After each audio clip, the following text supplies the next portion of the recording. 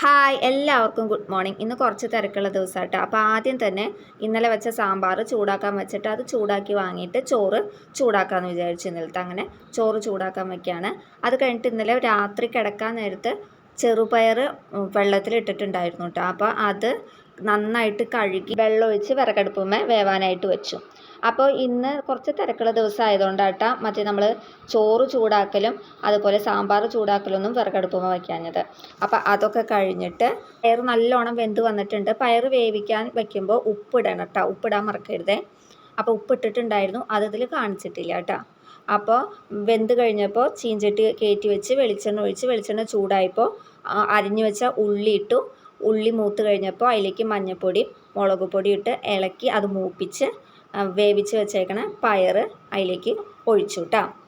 അപ്പോൾ ഇന്ന് വൈകുന്നേരം പുട്ടുണ്ടാക്കുന്നുണ്ട്. അപ്പോൾ പുട്ടിനും കൂടി എടുക്കാൻ വേണ്ടിയിട്ടാണ് നമ്മൾ ഇത്രയും ചാറ് വെച്ചത്. അപ്പോൾ നമ്മുടെ മോട്ടർ കേടായിട്ടാണ്. അപ്പോൾ മോട്ടർ വാങ്ങണം. പിന്നെ കറിക്ക് കുറച്ച് സാധനങ്ങളും കൂടി വാങ്ങാം. ഉള്ളി വെളുത്തുള്ളി സംഭവങ്ങളൊക്കെ തീർന്നു. അപ്പോൾ അതും കൂടി വാങ്ങാമെന്ന് വെച്ചിട്ട് ഞാനും അപ്പനും കൂടി പോയിട്ടാണ്. അവിടെ എത്തിക്കഴിഞ്ഞപ്പോൾ അപ്പന് പ്രഷർ നോക്കണം എന്ന് പറഞ്ഞിട്ട് അവിടെ അടുത്തുള്ള ഒരു ലാബിൽ കയറി. അപ്പോൾ പ്രഷർ നോക്കാൻ പോയപ്പോൾ ഞാൻ അവിടെ ഇരുന്നു. അതൊക്കെ കഴിഞ്ഞ് പച്ചക്കറി വാങ്ങാൻ പോയി. പച്ചക്കറിയൊക്കെ വാങ്ങിക്കഴിഞ്ഞ് നമ്മുടെ വീട്ടിലെ മോട്ടർ കേടായിട്ടാണ്.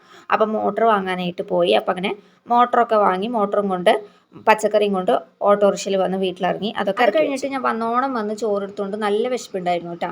അപ്പോൾ ചോറൊക്കെ കൊണ്ട് കുറച്ച് നേരം ഒന്ന് ഇരുന്ന് കഴിഞ്ഞിട്ട് പുട്ടുണ്ടാക്കാമെന്ന് വിചാരിച്ചിട്ട് ഞാൻ പുട്ടിന് വേണ്ടിയിട്ട് കുഴയ്ക്കുകയാണ്. അതായത് പുട്ടിന് വേണ്ടി കുഴയ്ക്കാന്ന് പറഞ്ഞു കഴിഞ്ഞാൽ ഒരു പാത്രം എടുത്തിട്ട് 1 ഗ്ലാസ് പുട്ടുപൊടി ഇട്ടു അതിലേക്ക്. പിന്നെ ആവശ്യത്തിന് ഉപ്പിട്ടു. അതിൻ്റെ ഒപ്പം തന്നെ 1 ഗ്ലാസ് വെള്ളം കൂടി ഒഴിച്ച് അത് കൈകൊണ്ട് ഒന്ന് ചെറുതായി ഒന്ന് കുഴച്ചിട്ട് അതവിടെ എടുത്തു വെച്ചു കേട്ടോ. അപ്പോൾ അതവിടെ ഇരിക്കട്ടെ. അപ്പോഴേക്കും കുറച്ച് തുണികളൊക്കെ ഇന്നലെ മിനിഞ്ഞാന്ന് അലക്കിയിട്ട തുണികളാട്ടോ, അതൊന്നും ഉണങ്ങിയിട്ടുണ്ടായില്ല. ഇന്നാണ് ഉണങ്ങി കിട്ടിയത്. അപ്പോൾ അത് മടക്കി എടുത്തു വെച്ച് വന്നപ്പോഴേക്കും പുട്ട് ദേ പാകത്തിനായിട്ട് വന്നിട്ടുണ്ട് കേട്ടോ, ഉണ്ടാക്കാൻ പാകത്തിനായിട്ട് വന്നിട്ടുണ്ട്.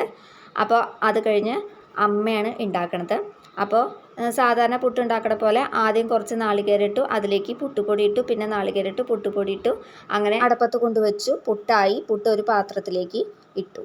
അത് കൂട്ടി ചായയൊക്കെ കുടിച്ച് കഴിഞ്ഞിട്ട് എൻ്റെ കുറച്ച് ഡ്രസ്സ് ഞാൻ സോപ്പ് പൊടിയിൽ മുക്കി വെച്ചിട്ടുണ്ടായിരുന്നു. അപ്പോൾ അത് ഊരിപ്പിഴിഞ്ഞ് ഇടാമെന്ന് വിചാരിച്ച് വന്നപ്പോൾ പൂച്ചകൾ അവിടെ വന്ന് നിൽക്കണേ. അപ്പോൾ അമ്മ അതിന് ബിസ്ക്കറ്റ് ഇരിക്കണ്ടായിരുന്നു. അപ്പോൾ അവർക്ക് ബിസ്ക്കറ്റ് ഇട്ട് കൊടുത്തു. ഒരു സ്ഥലത്ത് അരുവത്ത് കൂട്ടിയിടാമെന്ന് വെച്ചപ്പോൾ 3 കൂടി കിടന്ന് അതിന് വേണ്ടിയിട്ട് കടിപിടി കൂട്ടും. അപ്പോൾ അമ്മ അവർക്ക് വെവ്വേറെ സ്ഥലത്തായിട്ട് ഓരോ കഷ്ണം അങ്ങനെ ഇട്ട് കൊടുക്കും. അതിൻ്റെ ഇടയ്ക്ക് നല്ല മഴ പെയ്യുന്നുണ്ട് കേട്ടോ. നല്ല മഴയുണ്ട്, ഒപ്പം കാറ്റുണ്ട്.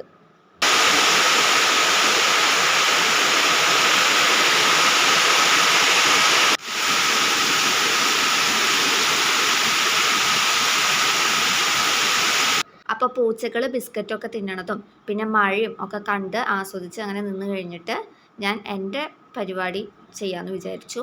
സോപ്പ് കൂട്ടി വെച്ച ഡ്രസ്സുകൾ ഊരിപ്പിഴിഞ്ഞിടാനാണല്ലോ ഞാൻ വന്നത്. അപ്പോൾ അതിനിടയ്ക്കാണല്ലോ ഈ കാഴ്ചകളൊക്കെ കണ്ടത്.